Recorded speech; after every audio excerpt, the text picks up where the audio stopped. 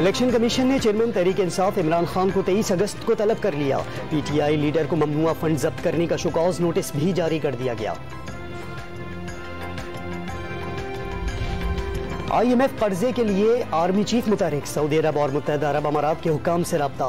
IMF programme से मुताल्लिक गुफ्तगू, दोस्त ममालिक ने ताउन की यकीन दहानी करा दी। पाकिस्तान के लिए जल्द अच्छी खबर मुतवक्के।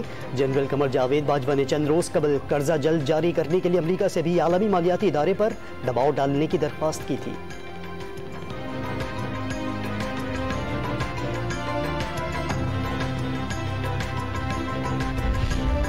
अमरीकी डॉलर लंबी उड़ान भरने के बाद नीचे गिरने लगा। कदर मुसलसल कमी की जानिब गामजन।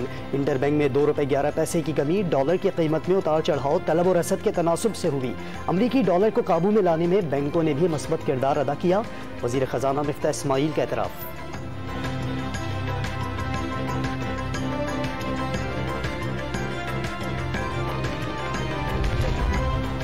साबिक गवर्नर पंजाब उमर सरफराज चीमा वजीर आला पंजाब के मुशीर मुकर्रर। अय्याज खान नियाजी और वसीम खान बादोज़ई भी परवेज इलाही के सियासी मुशीर होंगे। लियाकत अली गोंदल वजीर आला के सियासी मुआविन मुकर्रर।